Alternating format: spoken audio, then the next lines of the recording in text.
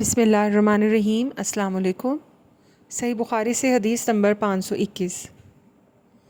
حضرت عمر بن عبدالعزیز رحمۃ اللہ علیہ نے ایک دن عصر کی نماز میں دیر کی، بس عروہ بن زبیر رضی اللہ عنہ کے پاس تشریف لے گئے اور انہوں نے بتایا کہ اس طرح مغیرہ بن شعبہ رضی اللہ عنہ نے ایک دن عراق کے ملک میں نماز میں دیر کر دی تھی جب وہ عراق میں حاکم تھے۔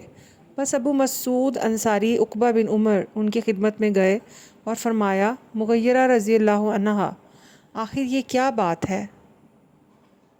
کیا آپ کو معلوم نہیں کہ جب جبرائیل علیہ السلام تشریف لائے تو انہوں نے نماز پڑھی اور رسول کریم نے بھی نماز پڑھی، پھر جبرائیل علیہ السلام نے نماز پڑھی تو نبی کریم صلی اللہ علیہ وآلہ وسلم نے بھی نماز پڑھی، پھر جبرائیل علیہ السلام نے نماز پڑھی تو نبی اکرم صلی اللہ علیہ وآلہ وسلم نے بھی نماز پڑھی، پھر جبرائیل علیہ السلام نے کہا کہ میں اس طرح حکم دیا گیا ہوں۔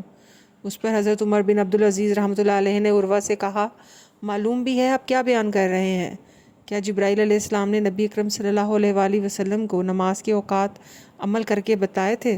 عروہ نے کہا کہ ہاں، اسی طرح بشیر بن ابی مسعود رضی اللہ عنہ اپنے والد کے واسطے سے بیان کرتے ہیں۔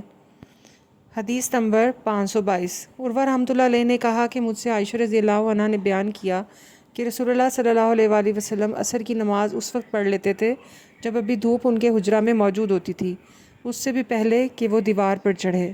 صحیح بخاری سے حدیث نمبر 523۔ ابو القیس کا وفد رسول کریم صلی اللہ علیہ وآلہ وسلم کی خدمت میں آیا اور کہا کہ ہم اس ربیہ قبیلہ سے ہیں اور ہم آپ صلی اللہ علیہ وآلہ وسلم کی خدمت میں صرف حرمت والے مہینوں ہی میں حاضر ہو سکتے ہیں، اس لیے آپ صلی اللہ علیہ وآلہ وسلم کسی ایسی بات کا ہمیں حکم دیجیے جسے ہم آپ سے سیکھ لیں اور اپنے پیچھے رہنے والے دوسرے لوگوں کو بھی اس کی دعوت دے سکیں۔ آپ صلی اللہ علیہ وآلہ وسلم نے فرمایا کہ میں تمہیں 4 چیزوں کا حکم دیتا ہوں اور 4 چیزوں سے روکتا ہوں۔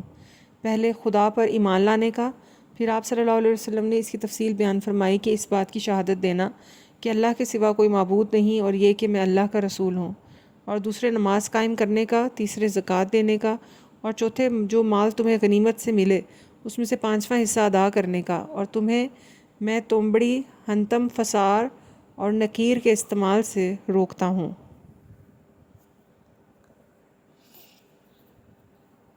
صحیح بخاری سے حدیث نمبر 524۔ میں نے رسول اللہ صلی اللہ علیہ وآلہ وسلم کے دست مبارک پر نماز قائم کرنے، زکوٰۃ دینے اور ہر مسلمان کے ساتھ خیر خواہی کرنے پر بیعت کی۔ صحیح بخاری سے حدیث نمبر 525۔ ہم حضرت عمر رضی اللہ عنہ کی خدمت میں بیٹھے ہوئے تھے کہ آپ نے پوچھا کہ فتنہ سے متعلق رسول اللہ صلی اللہ علیہ وآلہ وسلم کی کوئی حدیث تم میں سے کسی کو یاد ہے؟ میں بولا، میں اسے اس طرح یاد رکھا ہے جیسے حضور صلی اللہ علیہ وآلہ وسلم نے اس حدیث کو بیان فرمایا تھا۔ حضرت عمر رضی اللہ عنہ بولے کہ تم رسول اللہ صلی اللہ علیہ وآلہ وسلم سے فتن کو معلوم کرنے میں بہت بے باک تھے۔ میں نے کہا کہ انسان کے گھر والے، مال، اولاد اور پڑوسی سب فتنہ کی چیز ہیں، اور نماز، روزہ، صدقہ، اچھی بات کے لیے لوگوں کو حکم کرنا اور بری باتوں سے روکنا، اور وہ سب ان فتنوں کا کفارہ ہے۔